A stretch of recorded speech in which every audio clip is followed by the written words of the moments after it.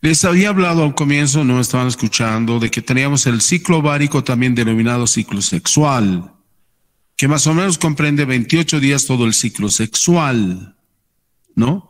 28 días más o menos el ciclo sexual, y que la ovulación se cumple a la mitad del ciclo sexual, es decir, el día 14, un día antes, un día menos.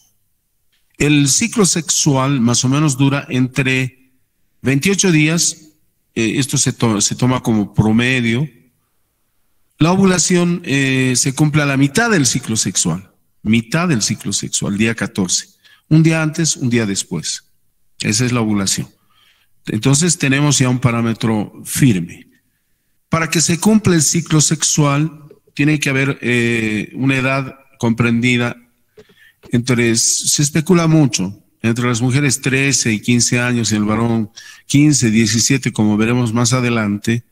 Depende de la circunstancia y donde esté viviendo el individuo, porque en Santa Cruz se comienza mucho antes este ciclo sexual, este ciclo ovárico, comienza antes, y en otros departamentos, aquí en Bolivia, en La Paz, puede ser 1 año o 2 años después. ¿Cuál es el mecanismo que opera para que la pubertad sea patente? Primero, ya les he dicho, el factor edad. O sea, una persona que no ha cumplido esta edad y que tiene 9 años, no puede ser, es un prepúber todavía, ¿no es cierto? Entonces tiene que llegar a una determinada edad donde va a actuar un órgano central como es el hipotálamo. El hipotálamo, este hipotálamo, que es el órgano central que está situado en la base del cráneo, ligeramente tirado en la parte posterior, va a mandar mensajes hacia la hipófisis. Seguramente ustedes, como están llevando anatomía, me están ya comprendiendo de lo que estoy hablando. La hipófisis. Entonces, la hipófisis está situada en la silla turca del esfenoides, y tiene dos lóbulos principales, 3 lóbulos principales, el anterior, medio y el posterior. Estas hormonas están netamente relacionadas con la neurohipófisis, el lóbulo anterior.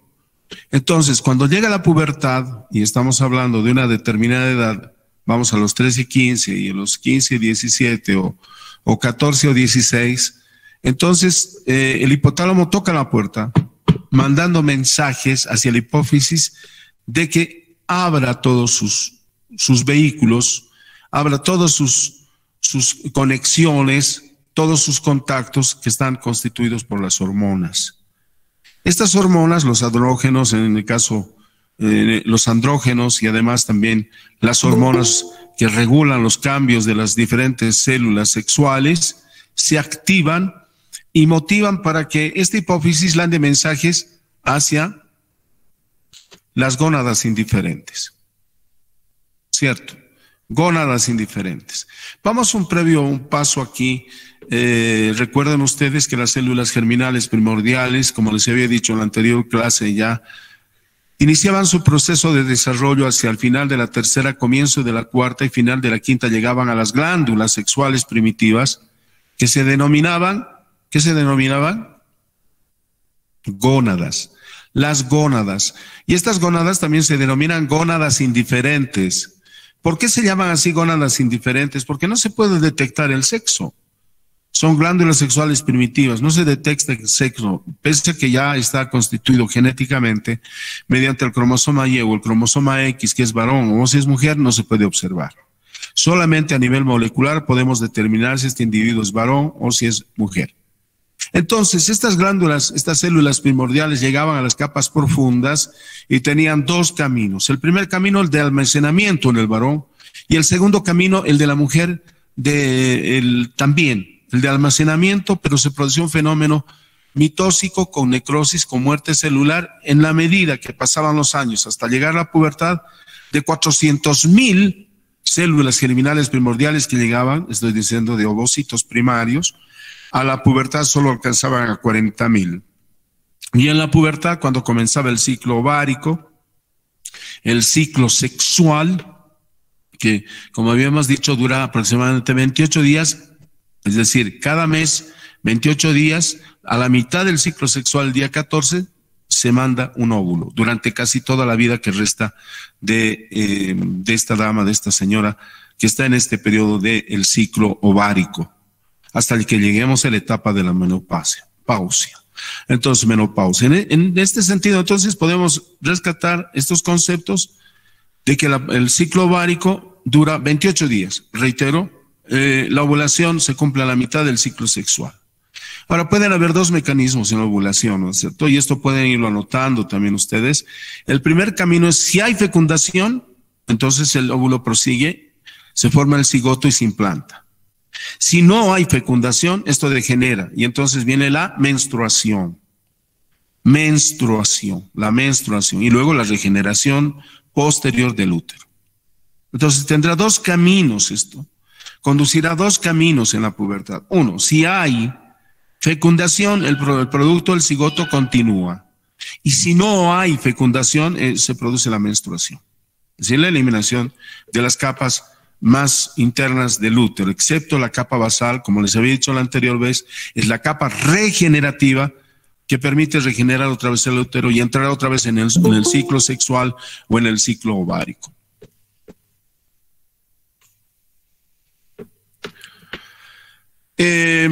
Vamos por el tema, algunas definiciones que he encontrado y que las he escrito así de esta manera para que ustedes puedan comprender de manera más clara de lo que estamos hablando. Es el proceso de maduración de los óvulos, el ciclo sexual. Se maduran cada ciclo sexual madura un grupo de células, de las cuales una sola se convierte en madura y es expulsada, y a eso se denomina la ovulación. Entonces, es el proceso de maduración de los óvulos. Los óvulos son células reproductivas femeninas, recuerden, secretadas por glándulas llamadas ovarios. Los ovarios son glándulas altamente especializadas, las cuales están encargadas o cargadas con la mitad del número de cromosomas normales y pueden ser fertilizadas por el espermatozoide de la célula reductora. Es decir, fíjense ustedes que la mamá cara tiene una positiva solamente 1 DNA, como habíamos dicho en la anterior clase, y el otro es el otro 1 DNA del padre. Esta es la madre y este es el padre en consecuencia. Ciclo ovárico. Entonces vamos a tener el ciclo ovárico desde el día 1, fíjense, el día 1 que comprende la regeneración de los tejidos. Mire, ya estamos en las capas profundas del útero. Seguramente ustedes ya saben las capas profundas. Si pregunto ahora, tendrían que saber de memoria, ¿no es cierto? El perimetrio, el miometrio y el endometrio, ¿no es cierto? Endometrio, y esta capa endometrio se denomina compacta, basal y esponjosa. Compacta, esponjosa y basal. Compacta, esponjosa, la más profunda, la basal, la compacta, la esponjosa, muscular también, y la basal, que es la regenerativa, ¿no? A partir de este tejido se regenera y vuelve otra vez el ciclo ovárico, el ciclo sexual, que se cumple todos los meses. Entonces, tendremos el primer día, miren, el primer día con un periodo más alto, también se llama el periodo, entra en un periodo gestacional, donde el útero está esperando al óvulo fecundado. Luego vendrá una meseta, fíjense esta meseta que vemos acá, un col, donde vamos a observar que se va a cumplir la menstruación. Es decir, no hay útero, miren, fíjense, no hay útero. No hay absolutamente nada. Pero a medida que pasan los días, entre el primero, 7, 8, 9, 10, 11, 12, 13, vamos a comenzar a ascender en esta capa profunda del endometrio, del útero, hasta el día 14. Día 14, que como habíamos dicho, el ciclo sexual tiene 28 días, ¿no? Y a la mitad del ciclo sexual, el día 14, exactamente, se produce la ovulación el día 14. ¿Qué es la ovulación? La ovulación. Ustedes pueden leer y pueden captar de memoria, pero yo lo hago con razonamiento. Como les había dicho, voy a razonar siempre. La ovulación es la expulsión periódica de un óvulo maduro en cada ciclo sexual o en cada ciclo ovárico. ¿Qué es la ovulación? Para mí es eso. Si ustedes hacen análisis tendrán otras conclusiones más, añadirán otras palabras seguramente. ¿Qué es la ovulación? Es la expulsión periódica de un óvulo maduro en cada ciclo sexual. Aquí está, esto es evidente, porque vean, tenemos aquí nosotros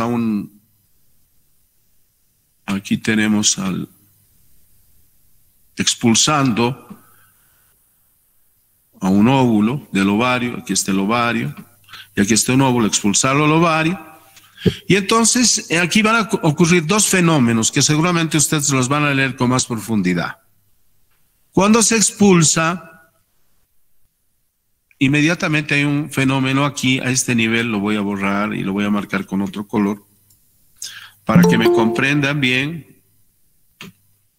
¿Dónde está el borrador? Entonces vamos a borrar esto. Ya. Tendremos entonces pluma. ¿Qué color hacemos? No, rojo no quiero. Amarillo tampoco. ¿Cuál resalta? El negro va a resaltar aquí. Ya. Entonces, miren, les había dicho que cada ciclo ovárico tiene 28 días. El día 14 va a venir la ovulación. Aquí está. Ahí está. Entonces se va a expulsar. Aquí va a suceder un fenómeno donde varios grupos de células dentro del interior del ovario van a comenzar a madurar, muchas células, ¿no? Entonces esas células van a transformarse en ovocito primario, secundario y ovocito maduro. El maduro será solo uno, y ese será expulsado cada ciclo ovárico, cada ciclo sexual, el día 14, un día antes, el día 13, o un día después, el día 15, como promedio. Porque este ciclo ovárico también puede tener 30 días, ¿no? Y eso no significa que la señora que está teniendo esta fisiología esté enferma o tenga algún problema, no significa. Cuando ya se amplía demasiado, claro, hay que ir al ginecólogo, algo pasó. Pero generalmente está fluctuando entre los 30 días, 32 puede ser, pero después hay que tomar en cuenta que algo está pasando. Miren, por eso es profiláctico, para ustedes y también para la enseñanza a los pacientes, porque vienen y te comentan, últimamente no estoy menstruando, no sé qué ha pasado, no menstruo. Entonces uno tiene que llamarle la atención y rápidamente conectarle con un ginecobstetra. Inmediatamente tienen que hacer eso.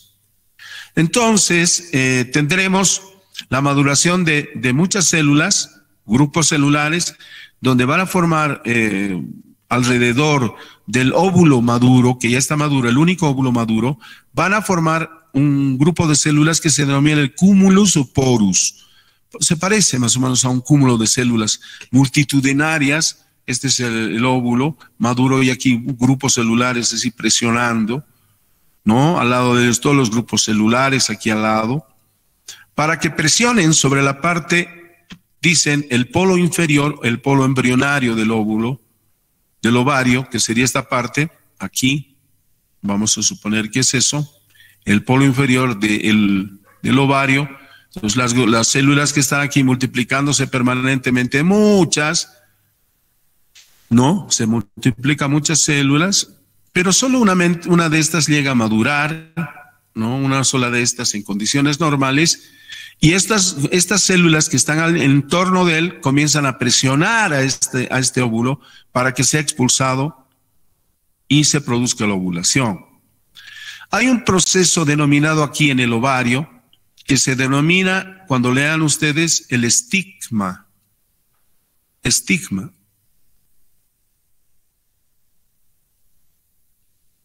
El estigma, ¿cierto? Que va a ser una especie de una tetillita que sobresale sobre este ovario. La presión de esto hace que esto vaya formándose una pequeña tetillita, el estigma. Dice que es una mancha vascular. ¿Qué significa la mancha vascular? Que no tiene irrigación sanguínea. Es decir, que cuando salga el óvulo no habrá ni una gota de sangre. Está vascular, no tiene arteriolas. Entonces, esta presión que está ejercida por los líquidos y está ejercida por este grupo celular, es el cúmulus o porus, va a presionar sobre este óvulo y va a pasar en un determinado momento que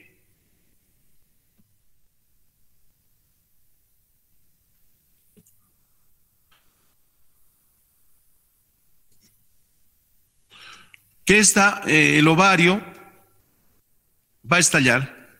Entonces se va a hacer una apertura, miren, se va a hacer una apertura. Se va a hacer una apertura. Y entonces, estas células que están acá arriba, estas células van a tener un papel fundamental fisiológico. Van a ver en un momento, espere. Estas células que están empujando. El óvulo, este óvulo va a salir expulsado. Listo. Salió expulsado el óvulo y queda en medio camino. Pero, fíjense, ustedes seguramente están repasando ya anatomía. Van a ver esto. Voy a hacer este dibujo. Estas son las trompas. ¿No es cierto? Este es el ovario, este es el útero, ¿no es cierto? Aquí está la vagina. Aquí están las fimbrias que se denominan de las trompas de Falopio, que se están moviendo en movimiento de vaivén. Este es expulsado y estas fimbrias atraen, miren, a este que ha sido expulsado del ovario, la atraen y la llevan hacia las fimbrias, ¿no es cierto? La introducen hacia el canal de la trompa y van a un lugar el más amplio, que se denomina la ampolla de la trompa. La ampolla. Aquí es la ampolla de la trompa. Esta ampolla de la trompa, entonces este óvulo maduro se deposita aquí y espera. Aquí se deposita esta célula altamente especializada y femenina. Ahí, espera. Bueno, espera y dicen que el óvulo dura 48 horas. Dicen que dura. El espermatozoide solo 24 horas. Y eso menos, es muy lábil, muy delicado el espermatozoide. Entonces espera ahí y van a suceder dos fenómenos, como ustedes comprenderán. El primero, si hay una relación sexual, habrá una eyaculación, ¿no es cierto? Habrá la eyaculación. Por lo tanto, habrá desprendimiento de millones de espermatozoides, pero uno solo de ellos subiendo, pero así velozmente por el canal del parto y el alumbramiento, sobrando de la vagina, buscando el útero, las capas más profundas, uno solo de ellos llegará aquí, los demás, dice la teoría, que empujan a este solo para que pueda fecundarlo al óvulo. Una vez que fecunda, se introduce, tendremos entonces, ahí nos vamos a quedar porque vamos a hacer detalle por detalle, el pronúcleo masculino y el pronúcleo femenino. Entonces, si es varón, reitero, Y el femenino siempre será X. Tendremos un producto varón. Hasta ahí vendrá entonces ese proceso que comenzó con la expulsión del óvulo, luego del transporte, la atracción por las fimbrias de este óvulo, la introducción hasta la parte más amplia que tiene la trompa de Falopio, que es la ampolla de la trompa donde espera el óvulo si hay una relación sexual. Uno de los espermatozoides que salen en gran cantidad buscarán al óvulo y uno solo de ellos será capaz de fecundar. Los demás no. Habrá una reacción de zona donde el producto alcalino se vuelve ácido y no puede pasar ningún otro espermatozoide. Eso sería en condiciones normales de lo que estamos hablando. Pero aquí sucede un fenómeno. Para que este producto sea viable y sea transportado y pueda ser albergado en la parte más profunda, en la pared más profunda del útero, tiene que suceder un fenómeno y es miren, cómo les estoy dando esto como un cuentito. Cuando lean ustedes ya van a razonar, van a tener más detalles. Entonces tendremos, miren, vamos a borrar esto. La pluma. Entonces tendremos, miren, este sería el ovario, ¿no? Ya el óvulo está aquí, olvídense del óvulo. ¿Qué pasa aquí? ¿Qué pasa aquí? Estas células que estaban viniendo por detrás, acá, se transforman en poliédricas, aquí, en las paredes laterales de este ovario, ¿no? Y cambian de color, se vuelven amarillas. Se vuelven amarillas. Entonces son células amarillas y se cambia de nombre y se denomina cuerpo gestacional del embarazo o cuerpo luteínico de la gestación. Cuerpo luteínico de la gestación. Estas células en las paredes laterales, cambian de forma, son poliédricas, cambian de color y forman el cuerpo luteínico de la gestación. Este cuerpo luteínico de la gestación inmediatamente emite una hormona que será capaz de retener al producto en la pared posterior y superior tercio medio sagital, donde se va a implantar el producto, manda mensajes hormonales de progesterona. Esas células luteínicas, progesterona.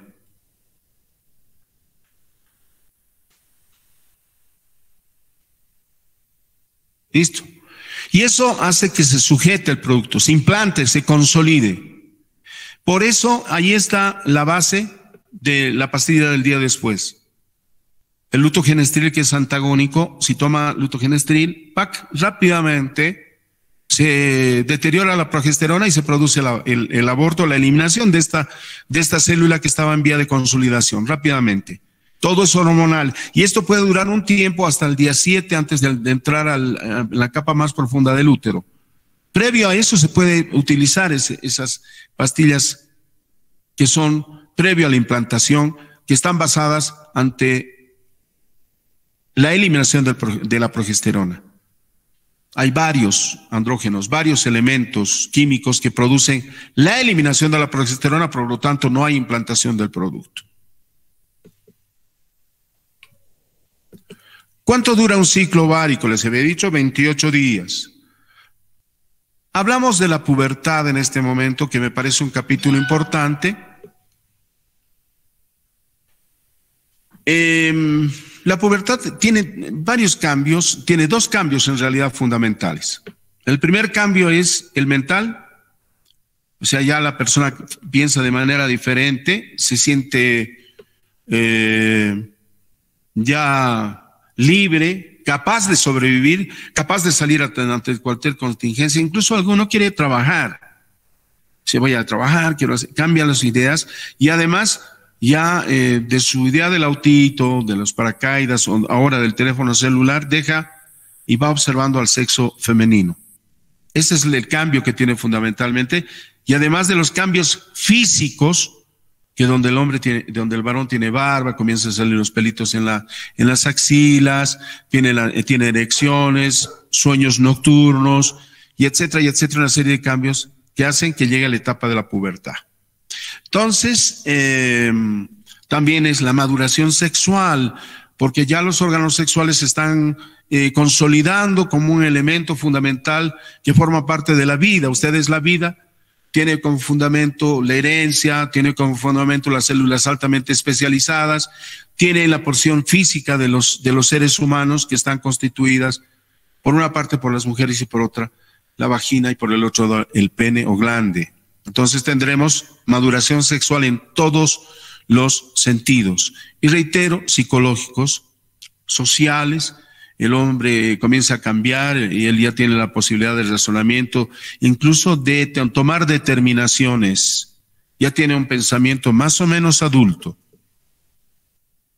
Algunos le dicen la edad del burro, entonces yo le digo que es la edad del caballo, no del burro. No entiende nada. Yo no entendía nada y creo que cuando pasaba esa edad, entonces tenían los problemas muy serios. Y esa pubertad, miren, nos va a traer una serie de confusiones, porque justo miren, ahí voy a aplicar embriológicamente. Viene un chico que tiene 15 años, ¿no? Al consultorio y con un dolor de muela, no le pasó el dolor 2 días y está dolorida la cavidad bucal y lo tiene mal al muchacho. Y su padre lo trae, él viene también, y ustedes verán que ese individuo es totalmente tosco. Cuando le hablen, ¿te duele? Sí. ¿Dónde te duele? Aquí. ¿Cómo te duele? Ay, me duele así. No te va a querer hablar. Entonces uno tiene que tener psicología para este individuo, para tratarlo. Es muy complicado atender a un puber, a uno que ha entrado a la etapa de la pubertad.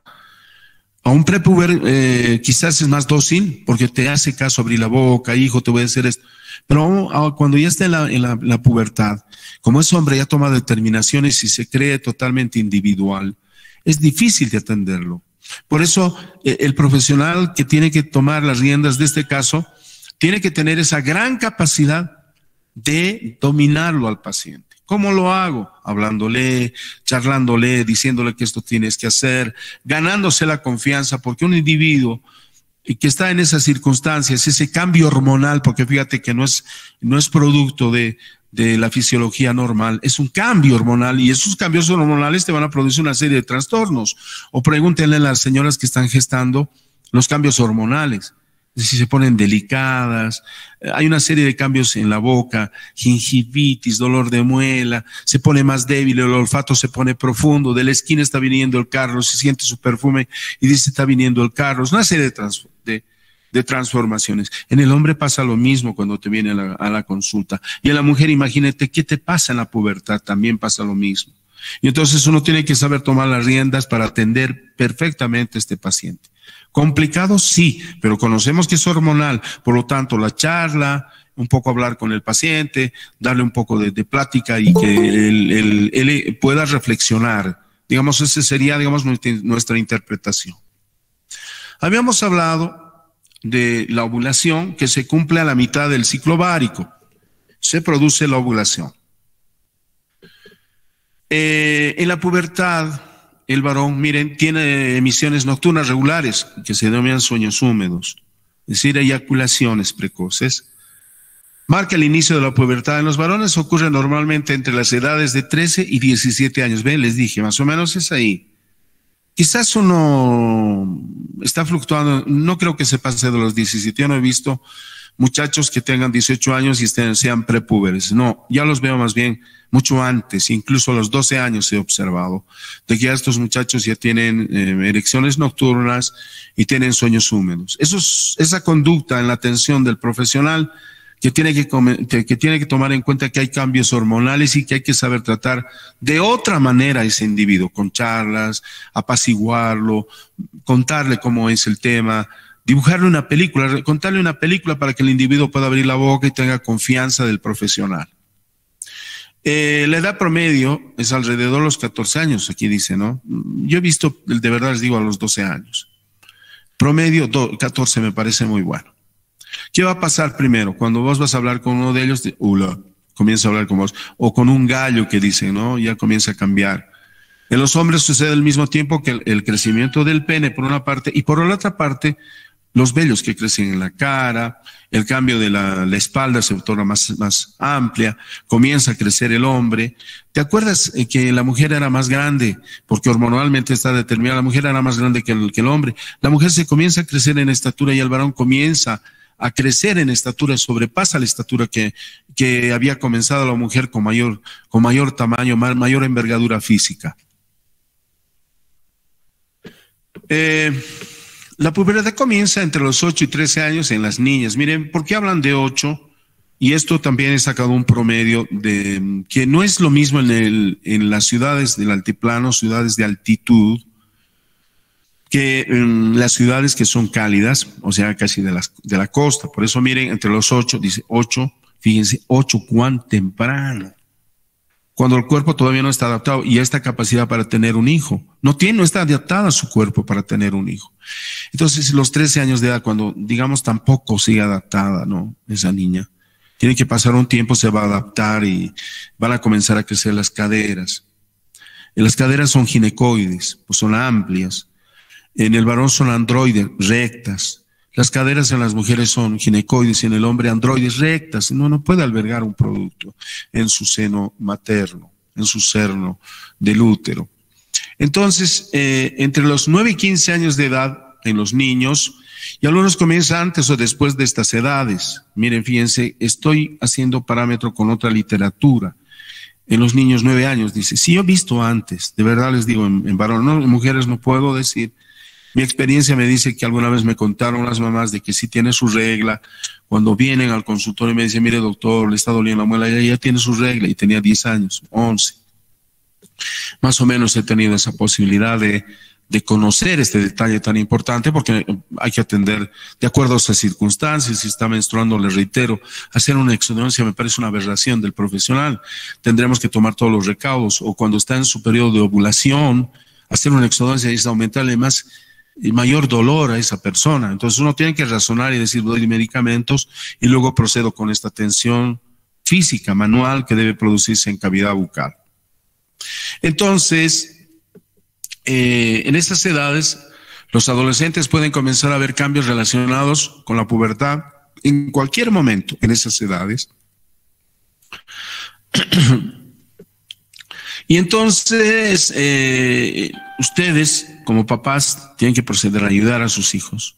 Pero aún más, miren, ¿qué parece esto? Que ya vamos, que tienen que ayudar a los pacientes. Ese es el problema de ustedes. A sus hijos charlarán, dialogarán, los prepararán, les dirán, las mamás a las niñas les enseñarán cómo tiene que cuidarse, va a venir la menstruación cada mes, y ustedes tienen que estar prevenidas con sus paños, cómo prevenir, si tienen relaciones sexuales tendrán un embarazo no deseado, y esto no tienen que hacerlo jamás, tendrán que enseñar a sus mamás a cuidarse perfectamente de las agresiones, de las violaciones, saber las niñas que no pueden andar solas, que no pueden estar en lugares donde no deben estar, es muy peligroso para las niñas muy jovencitas, que no tienen que hacer ese tipo de errores, jamás, no lo hagan, vayan a su casa, vivan felices, no hagan esas cosas, ¿no? Y los varones que tienen otro tipo de fisiología, ¿no es cierto? Que no nos va a pasar esto, pero que podemos tener errores de tener una relación sexual demasiado jóvenes y dejar gestando a una persona de mi edad, de la edad, de su misma edad, de 16 o 17 años, tener un embarazo no deseado, imagínense, ¿no? Entonces, yo no comparto, digamos, el criterio de dar profilaxis, de que ustedes utilicen un profiláctico, un condón. No, yo no les daría ese consejo, yo trataría de cuidarme, no lo haría, digamos, ¿no? Ese sería mi consejo. Pero si son tantas las necesidades, entonces utilizaría así un profiláctico, lo haría, y tendría que hacerlo con responsabilidad, si no, no tener un acto sexual. ¿No? ¿Para qué lo voy a tener? Justo como en esa edad son tan fértiles las mujeres, va a tener la fecundación y posteriormente la gestación. Y creo que eso no es correcto, ¿no? Frustraría uno su carrera como profesionales, los dejaría al margen prácticamente, y por lo tanto profiláctico. Yo no recomendaría los condones, los profilácticos, pero en extrema necesidad tendrían que hacerlo, no queda otra que decirles. Yo no puedo aconsejar eso, no puedo decir si hacen o no hacen. Mi conducta tiene que ser neutra, mi conducta tiene que ser orientadora, mi conducta tiene que ser que ustedes o lo toman o lo dejan, ustedes saben lo que se va, o se atiengan a las consecuencias, ¿no? Eso sería, digamos, mi palabra como docente con mucha experiencia, además padre de familia. Ahí tiene la pubertad de Nedrisca Pérez, que es una profesional colombiana muy capacitada. Fíjense ustedes, vamos a tener que el hombre tiene voz grave porque cambian las cuerdas vocales. La musculatura del pecho tendrá musculatura en realidad del pecho, no tendrá una glándula, la glándula estará relacionada con la mamá, no tendrá el seno materno. El desarrollo de los órganos sexuales, ¿no es cierto? El pene que comenzará a ponerse erecto tendrá mayor volumen, mayor tamaño. Tendremos en la mujer entonces el desarrollo también de los órganos sexuales, el acúmulo de grasas en las caderas, en los glúteos y en otros sectores de la economía humana, que va a permitir que la mujer, mediante estos pasos, tenga la capacidad de gestación, de albergar otro producto. Las caderas no son anchas en las mujeres porque sí, desde el punto de vista de la belleza de la mujer esto es atractivo, pero desde el punto de vista fisiológico, que más nos importa a nosotros, esas caderas nos significan de que la mujer puede albergar un producto, tiene esa capacidad. En cambio, el hombre no tiene esa capacidad de albergar ningún producto. La mujer sí está hecha, está adaptada para tener otro ser dentro de su estructura, dentro de su economía humana. Aquí seguimos con más datos, ¿no? Los niños se ensanchan en el cuerpo, se vuelven más musculosos, se nota un pequeño crecimiento en las tetillas, pero hasta ahí eso no es para preocuparse, eso es normal. Aumentan las tetillas y dicen, ¿pero qué pasó aquí? ¿No? Después esto va a pasar en la mayoría de los niños, o queda, pero eso no significa que tenga algún problema, digamos, de sexo, absolutamente para nada. La voz cambia, después se ensanchan, los testículos se agrandan, el hombre se vuelve más cuadrado, en realidad, porque si nosotros hacemos una un esquema de lo que es la mujer va a tener más o menos, es androide, como les había dicho. El varón será esto, ¿no? Así. Y la mujer se simboliza de esta manera, así. Porque tiene su variabilidad, ¿no es cierto? El hombre es cuadrado, la mujer tiene una variabilidad inferior en las caderas, en los senos, en las piernas, donde da el atractivo, sí, físico, pero fundamentalmente para nosotros es el atractivo fisiológico, que va a encargarse, por supuesto, posteriormente, incluso en la respiración. Fíjense, la respiración en la mujer, como está hecha de naturaleza para procrear a un individuo, y cuando crezca la panza en una dimensión desmesurada, cuando se esté colocando para luego salir a través del canal y el parto y el alumbramiento, verán que el seno materno estará de un tamaño desmesurado. Y la mamá está establecida que tiene que tener una respiración torácica, porque si fuera abdominal no podría respirar. El varón, cuando se vuelve sedentario, respira por el abdomen, se mueve el abdomen y no se mueven los pulmones. En la mujer fisiológicamente ya está hecho de que va a tener una respiración torácica, respirar con los pulmones, no va a respirar con el vientre, no lo va a hacer, porque eso perjudicaría en el desarrollo del producto, que además está pidiendo socorro por el oxígeno, que además es el elemento fundamental de la vida de un producto. Ahí van a ver los cambios y pueden leer, pueden apreciar las edades y todo aquello en esta presentación. Fíjense, hay otro cambio que son el acné que les comienza a salir por el cambio hormonal, que suele proseguir durante años en algunos, que les causa mucho problema. Es sujeto a tratamiento también hormonal, o tiene otro tratamiento cuando va uno al especialista. Él les comenta de que esto suele suceder durante una cierta época por el cambio hormonal que sufren por la pubertad. Pero posteriormente esto cambia, ya el hombre madura y tiene ya otra fisiología respecto de la expulsión de algunos elementos de la piel.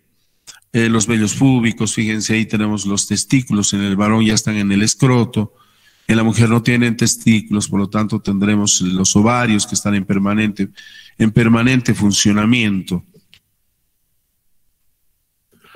La pubertad es el proceso natural de maduración sexual del cuerpo. La pubertad es el proceso natural de maduración sexual del cuerpo. El disparador de la pubertad se encuentra en una pequeña parte del cerebro llamada el hipotálamo, que es un centro superior, como habíamos hablado anteriormente. Segrega glándulas, segrega elementos androides, es liberado. Estos elementos, ahora complementamos, se denominan las gonadatropinas. Gonadatropinas. El hipotálamo en la pubertad toca la puerta con las gonadatropinas y busca la hipófisis. Y le dice, hipófisis, momento de librar los mensajes hacia las gónadas o glándulas sexuales primitivas para que se activen. Entonces esos elementos liberadores son las gonadatropinas que parten del hipotálamo hacia la hipófisis, a la neurohipófisis, la neurohipófisis que forma el segmento anterior de la glándula pineal de la hipófisis. Y estos son lanzados inmediatamente, como les había dicho anteriormente, a las gónadas, donde se activan, ahora sí, se activan, y entonces hay una activación colectiva de todos los órganos. Hay sueños nocturnos húmedos, y la mujer comienza ya a hacer la menarca, va a su primera menstruación, que se denomina menarca. Esos cambios van, mire, te tienes que afeitar porque te hacen vellitos en la cara, y te comienzas a afeitar porque no te gusta, has cambiado totalmente.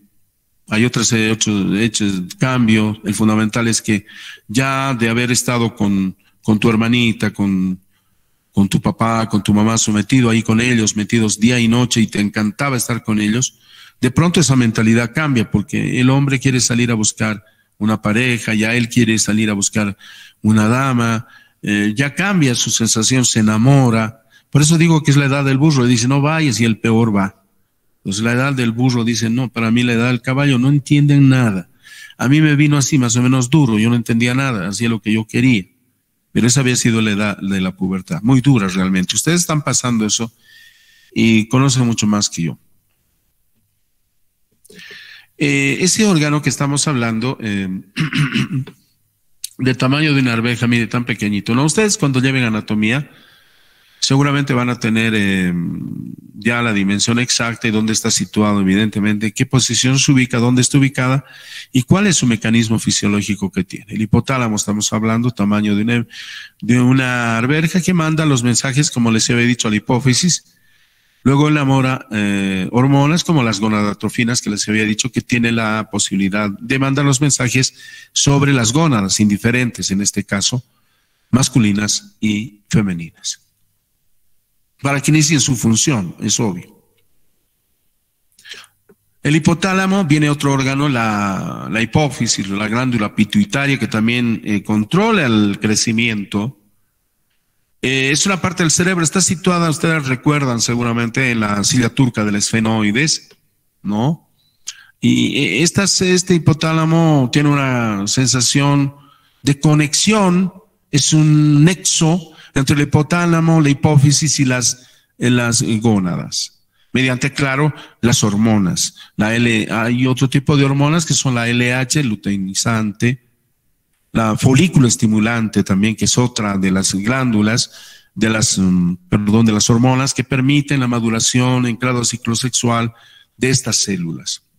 Entonces tendremos, evidentemente, estos dos órganos como parte formativa, como parte evolutiva, como parte iniciativa de la fisiología del ser humano en lo que se refiere a la sexualidad.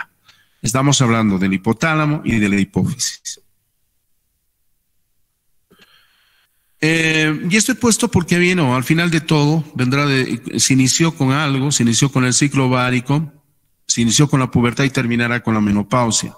Se cumplirá el ciclo vital que dicen los autores, nacer, crecer, reproducir y morir. Y entonces en la mujer se suprime, ¿qué se suprime? La progesterona. Y al suprimirse la progesterona, no existir además los otros elementos que supeditan el funcionamiento del útero, además la ovulación. Entonces el útero comienza una etapa de regresión. Se encoge, se vuelve de menor tamaño y en el interior del organismo, miren, los ginecólogos dicen, pero esa basura que está ahí. Por eso cuando les quieren hacer una histerectomía a una persona que tiene 50 años, no deben tener temor, es preferible hacerle echar, porque puede producir cáncer eso. Claro, eso tiene que evaluar el ginecobstetra, yo estoy hablando metafóricamente. El ginecobstetra se extirpa o no se extirpa, pero como hablan los ginecólogos y ando con alguno de ellos y dicen que el útero cuando ya cumple una función entra en una etapa de regresión, por lo tanto hay que extirparlo para evitar cáncer, porque está constituida por células epiteliales, recuerdan ustedes, que puede haber un cambio y a partir de eso se puede producir un tumor, un blastoma ahí adentro del seno del vientre de las damas. Por eso hay una serie de síntomas y signos que la mamá va a operar durante la menopausia, es decir, disminución de progesterona, le da temperatura, sudoraciones, taquicardia en los pulmones, problemas digestivos, dolor al orinar, es decir, tendrá una serie de hechos que algunas personas las dicen, miren, locas. Se vuelven locos, no saben qué hacer, tienen que acudir necesariamente hacia un ginecobstetra que va regulando, todavía le suministra un poco de progesterona y lentamente le va quitando hasta que llega la etapa de la calma. La menopausia es lo más difícil que le va a ocurrir a una madre de familia. Por eso es que miren, a ver, si ustedes aplican, porque la embriología tiene que ser aplicativa, y aplíquenla nomás ya, porque ustedes van a salir rápido de ahí de la facultad. Parecería tiempo, pero van a salir rápido. Acuérdense de mí. Entonces, miren, cuando una señora va en etapa justo le está doliendo las muelas a la señora. Además produce dolor ese cambio hormonal. Y va a su consultorio y dice, esta muela extráigamela, hágame la otra. Preguntan y va en la etapa de la menopausia y les cuenta. ¿Cuál será su conducta? Pregunta. Primero, una interrelación con el ginecobstetra, que seguramente le está regulando con hormonas, con progesterona, está tratando de regular ese cambio, el último, el trascendental en la vida de una dama, el último cambio. tratará de regular seguramente el ginecobstetra, pero del otro lado estamos nosotros que tenemos que darle la atención. Es decir, procedemos a un calmante, ¿qué hacemos? ¿Y cómo hacemos la exodoncia? ¿Nos servirá la anestesia?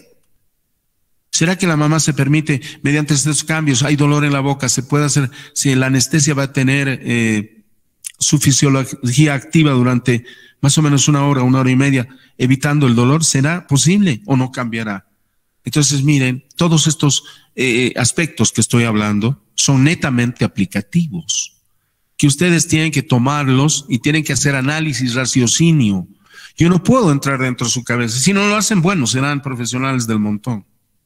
De verdad les digo. Pero otro muchacho que está detrás de aquí va a ir a investigar, me va a preguntar, me va a decir por el telegrama, no sé por dónde, va a decir, doctor, ¿y esto cómo es? ¿Y el otro dónde busco? ¿Qué hago? Se va a comenzar a preocupar porque sabe que van a venir este tipo de pacientes. No siempre, pero verán que el momento menos pensado aparecerá uno de estos pacientes. Aquí tenemos, mire, las fases, ¿no?, de este ciclo ovárico, en el caso de la fecundación estoy hablando, ¿no? La fase folicular, donde va a madurar el folículo, lo es expulsado. Se tiene la fase ovulatoria, miren, ahí está el óvulo expulsado precisamente, que está atraído por las fimbrias que les había dicho de la trompa, que está aquí, ¿no? Fase ovulatoria, el óvulo es expulsado periódicamente en cada ciclo sexual del ovario. Y entonces vamos a la fase luteínica que les había dicho, ya es expulsado este producto, miren, se forma el cuerpo lúteo, que se había formado de las paredes laterales, las células se transforman en poliédricas y cambian de color y forman el cuerpo lúteo de la gestación y entra en la fase lutéica. Y esta fase, el cuerpo lúteo es capaz de generar progesterona. ¿Hasta cuándo? ¿Hasta cuándo? Miren, hasta el final del tercer mes. ¿Dónde? Miren, ¿dónde? Final del tercer mes, ¿dónde la placenta se hace cargo de generar progesterona para que el producto siga impactado? Porque hasta ahí, si pasa un fenómeno de supresión rápida de estas hormonas, puede pasar cualquier fenómeno, un aborto incompleto, un aborto, puede pasarse de una serie de hechos. Por lo tanto, hasta el final del tercer mes, el cuerpo lúteo es capaz de generar la progesterona. Y luego se hace cargo la placenta hasta el final del periodo de gestación. La placenta genera progesterona, ya deja de funcionar el cuerpo lúteo, deja de funcionar todos los mecanismos externos.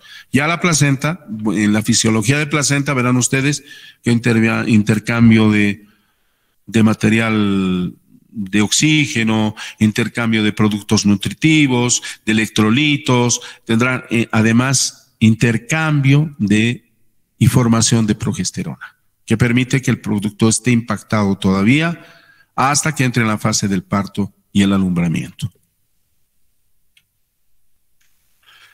Reitero, la ovulación es el proceso, es el mecanismo biológico que se cumple a la mitad del ciclo sexual. Es decir, si el ciclo sexual tiene 28 días, se cumplirá a los 14, un día antes, un día después. Este proceso de ovulación no es otra cosa que la expulsión periódica de un óvulo en un ciclo ovárico de 28 días. Ustedes razonen, saquen conclusiones, lean, es decir, la expulsión periódica de un óvulo a la mitad del ciclo sexual, es decir, el día. Si son 28 días, el día 14. Si son 30 días, será el día 15. Si son 32 días, será el 16. ¿No? Entonces, esa es la ovulación. Expulsión periódica de un óvulo, fase proliferativa, es decir, donde ahora vamos a hablar netamente del útero. Este es el útero y este es el endometrio, la capa más profunda, les he dicho, perimetrio, miometrio y endometrio, capa compacta, esponjosa y basal. Entonces la escola basal está acá. De a partir de acá se va a regenerar todo el tiempo y va subiendo lentamente hasta buscar la fase más alta. Entonces entraremos en la fase secretoria. Alto. Vamos a la fase proliferativa donde se ha producido la menstruación, el último día de menstruación y estamos en la capa basal. ¿No es cierto? Aquí. El último, el primer día de menstruación sería, si el ciclo sexual tiene 28 días, la ovulación se cumple el día 14, el último día para la menstruación sería el de 28, donde va a comenzar. Aproximadamente 5 días se va a expulsar las capas profundas, menos la basal, porque se va a regenerar a partir de ahí. Entonces, cuando ya se elimina totalmente el útero, tendremos la fase proliferativa. Se van a proliferar las células hasta formar otra vez. Y mediante todos los aditamentos que hemos dicho, la progesterona fundamentalmente, vamos a entrar en la fase secretoria, más o menos a los 12 días, ¿no? Porque calculemos que el día 14 va a ser la ovulación y el útero ya tiene que estar en perfectas condiciones para que el producto llegue. Tiene que estar ávido con sangre, tiene que haber abundante sangre, líquidos, glucósidos y todas las proteínas para que el producto pueda albergarse en la capa profunda del útero, la fase secretoria.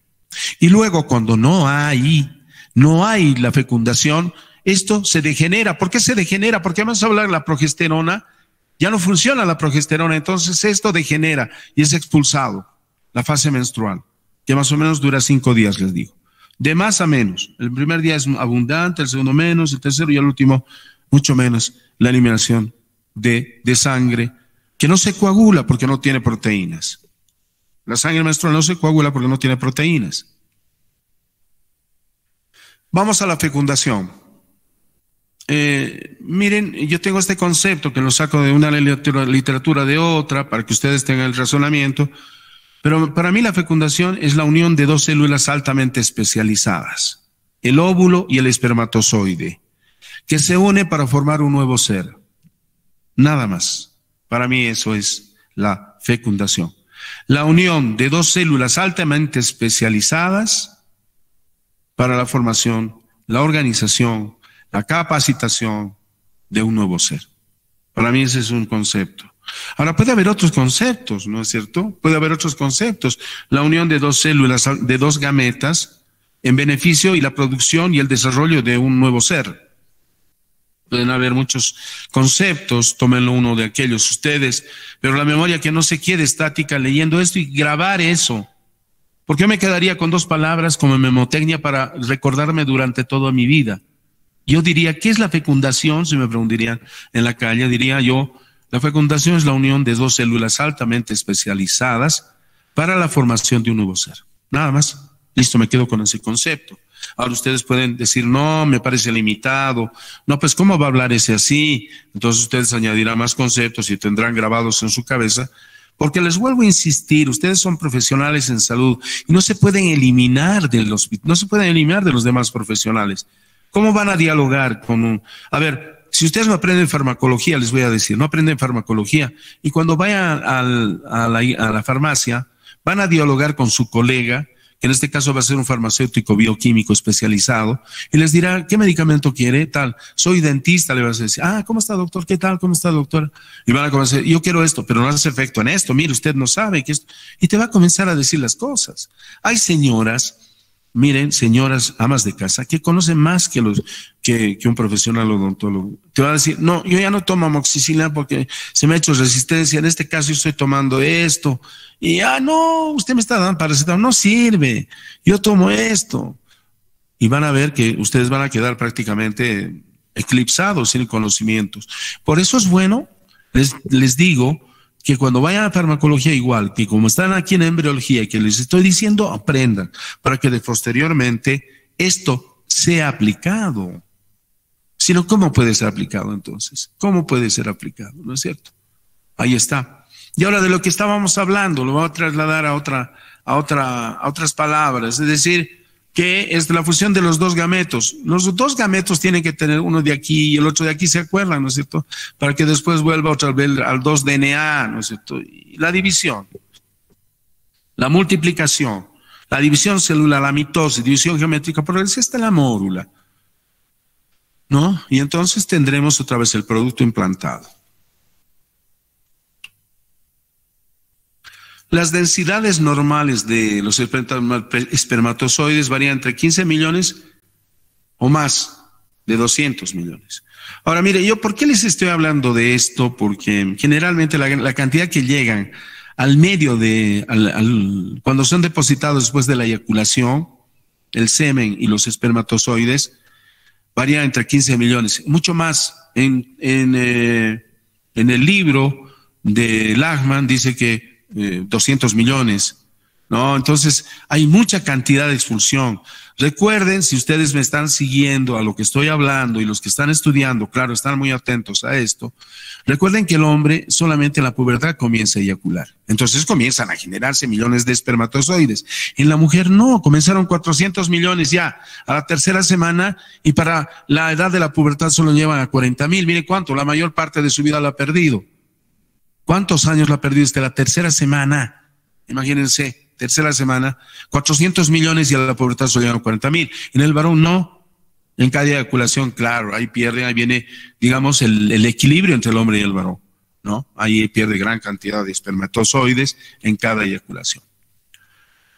La cantidad de esperma eyaculada entre 2 y 4 milímetros, más o menos según la OMS, si se eyacula por debajo de un 1.5 ml, se considera que es anormal y que puede existir algún tipo de patología. Aún así, la persona que esté por debajo de esa cantidad se puede seguir considerando fértil.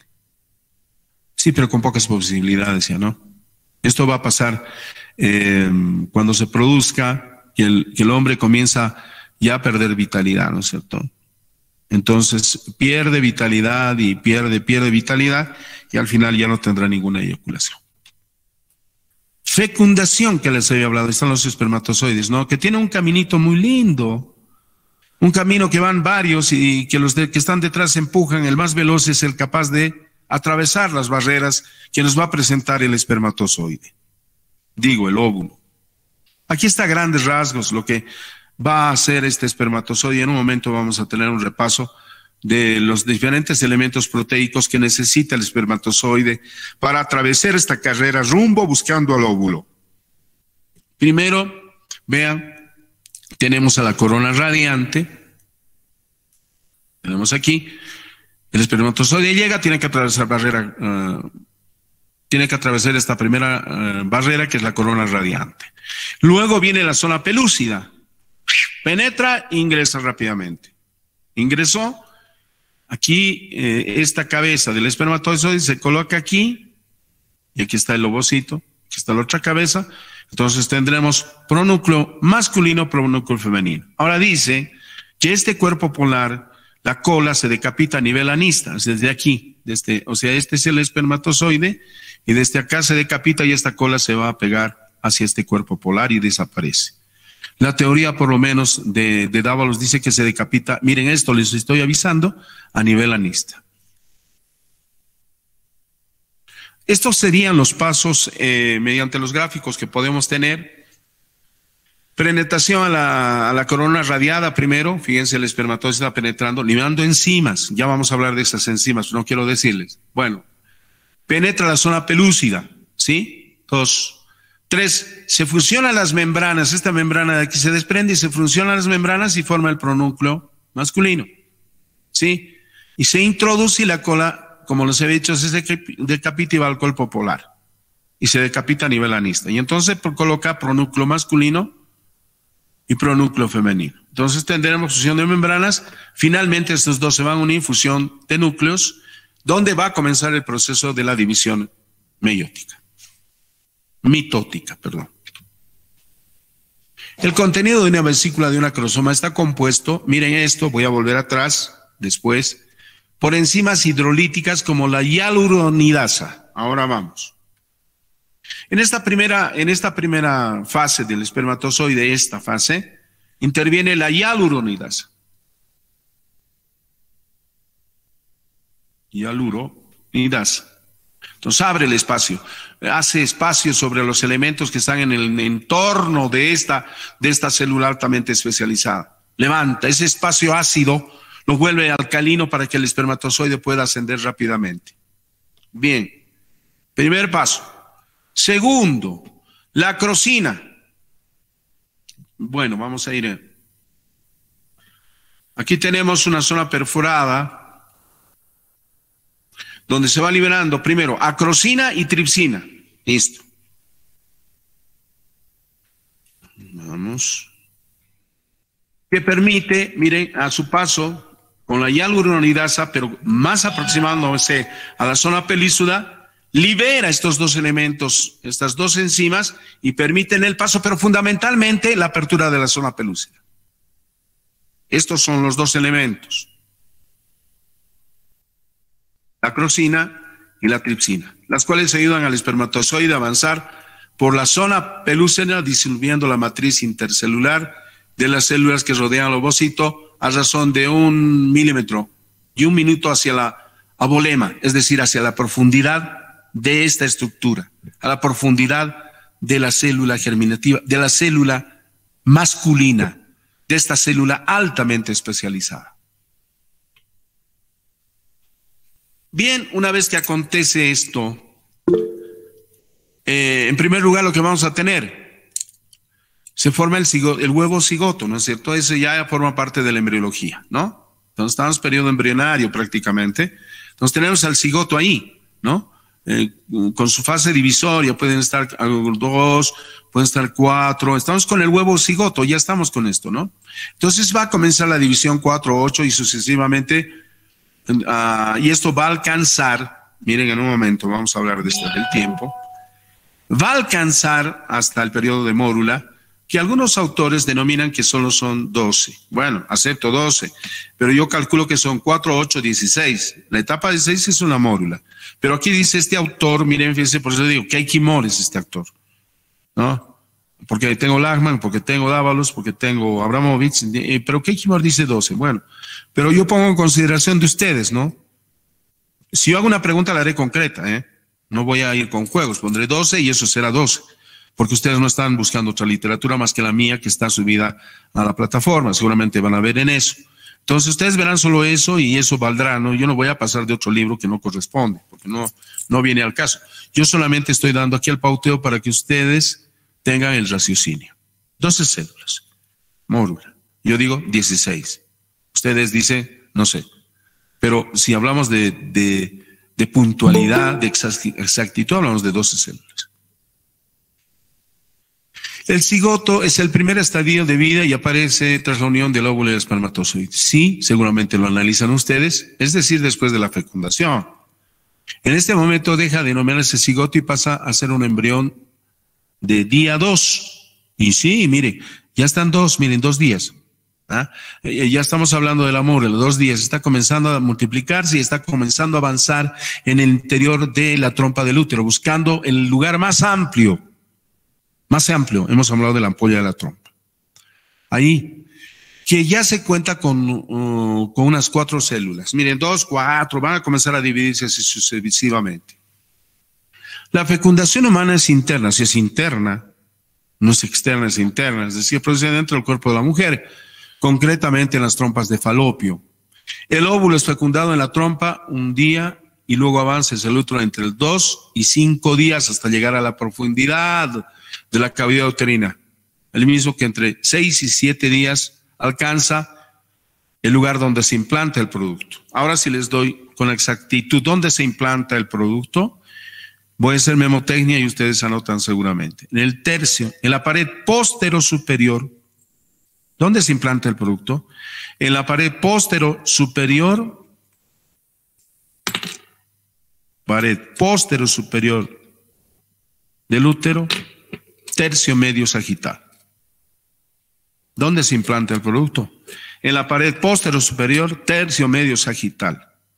Ahí se implanta el producto. Ahorita lo vamos a ver. La fecundación. Aquí vengo una literatura que me parece muy interesante. Secuencia de fenómenos coordinados que se inicia al entrar en contacto los gametos. Miren, hay otro concepto, miren. O sea, por eso les digo que no podemos, fecundación es la unión de 2 células, de 2 gametas especializadas. Miren, hay otra, mira, secuencia de fenómenos coordinados que se inician al entrar en contacto los gametos. Miren, por eso les digo, aquí tenemos que entrar en este término de fecundación. Si conocemos embriología, podemos, sin memorizar, porque a lo largo de los años, miren, 2, 3 años pasarán y ustedes tienen que repasar esto. Y si no tienen un resumen bien hecho, establecido, no repasan antes de entrar a la clínica, no tendrán un concepto claro. Y aquí yo les estoy dando el raciocinio. Y ustedes tienen que, ¿qué sería pues qué es la fecundación? La unión de 2 células altamente especializadas, ¿no es cierto? Secuencia de fenómenos coordinados que inician al entrar en contacto los gametos. ¿Dónde ocurre? En la ampolla de la trompa, en el lugar más amplio. El óvulo fecundado aumenta de niveles de estrógenos y progesterona, obvio, para ser transportado. Lo que les había dicho el implante, ¿no es cierto? En el tercio medio sagital. En la pared posterior superior, tercio medio sagital. Ahí se implanta en condiciones normales. Porque lo demás, si se implanta a otro lado, a otro costado, fuera, son los embarazos ectópicos, que crecen, que pueden ser viables y que no pueden ser viables en algunos de los casos. Que ahora son viables porque cuando hacen la ecografía ven que están fuera, hacen un corte y ese producto lo ven con un microscopio y lo colocan en la pared posterior superior. Ya no como antes, que este producto crecía y producía hemorragia en la mujer porque estaba en un lugar donde no correspondía. Y era un embarazo de alto riesgo que tenía que ser extirpado inmediatamente. Ahora cambió totalmente. Bueno, este gráfico me interesa. Miren, y a ustedes también tienen que interesarles porque nos vamos a encontrar, porque tenemos al útero. Tiene una forma de una pera, dicen, ¿no? Los autores. Y tiene, pues miren, tiene la forma de una pera. Entonces, la pared posterior superior y la capa más profunda, que es el endometrio, la pared posterior superior, tendremos entonces todo este segmento para que se implante. Aquí, puede implantarse aquí, puede implantarse aquí. Se dice tercio medio sagital porque está en la parte de medio. Si se implanta por debajo, puede haber una placenta previa, algún hecho, un movimiento del producto, que posteriormente es ubicado con la ecografía y se puede determinar posteriormente cómo va a ser el parto. ¿Va a ser por vía una cesárea o será un parto normal? Determina ya el ginecobstetra. Nosotros a eso nada tenemos que ver, pero si está ubicado en otro lugar. La menstruación, fíjense, la menstruación es cuando prácticamente no ha habido la fecundación, no ha habido la estructuración de hormonas. Por lo tanto, como no tiene alimentación ese útero, que estaba esperando que venga el producto, dicen los autores, llora. Y entonces se produce la menstruación. Entonces, como definición y como análisis mío, y como ustedes seguramente leerán, queda que la menstruación es la expulsión periódica de la sangre, de desecho y grupos celulares de desecho necróticos en cada ciclo sexual al no producirse la fecundación. Ese sería mi razonamiento, mire, bien lógico. No sé, ese sería mi razonamiento. Pero esta menstruación va a la fase proliferativa, luego otra vez se regenera y entramos otra vez a la fase secretoria y todo otra vez se cumple por el ciclo sexual, el ciclo ovárico. Vamos a definir al ciclo menstrual para que queden las cosas bien claras. Y esto es aplicativo para ustedes. Cuando atienden en consultorio, miren, les estoy diciendo desde ahora, no es cuando uno hace la anamnesis, pregunta al paciente, le dice, ¿cómo está señora? Nombre, Salustiana Huacahuaca. ¿Dónde vive? En Villa de la Cruz. ¿Cuántos años tiene? 40. ¿Soltera? ¿Casada? Ay, soltera. Perdón, ¿está menstruando o no está menstruando? No, no estoy menstruando. Bueno, ya tranquilo. Estoy menstruando. Entonces tengo que tomar mis recaudos.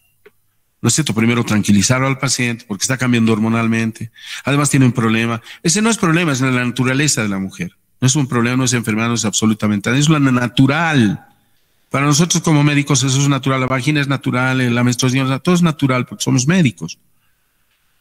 Entonces, esta señora está menstruando. ¿Y ahora qué hago para sacar su muela? ¿Le hago la extracción? No le hago la extracción. Entonces, si le hago la extracción, tomo los recaudos. Puedo dar incluso vitamina K para evitar más hemorragia en la boca. ¿O qué va a pasar si de repente produce un desorden al dar la vitamina K? ¿No es cierto? Voy a evitar que haya menstruación. No sé. ¿Qué hago? ¿Cuál será mi conducta? Por eso esto es aplicativo. Y esta clase las voy a disolver porque quiero que nada más que sepan que la menstruación, ¿qué es la menstruación? Nada más. Porque yo tendré mi aplicación cuando hablemos en el periodo embrionario, la aplicación de los medicamentos, la conducta que debe seguir el profesional. La menstruación es la pérdida de sangre por vía vaginal debido a la descamación del endometrio. Sí, mi descamación, porque falta las hormonas, se descama, se pierde, se deshace, hay células necróticas y todo aquello. Y se produce por un intervalo aproximado de un mes. Sí, ¿sí? Si consideramos que el mes tiene 28, ¿no? Si tiene 30, si tiene 32, no sé, 34.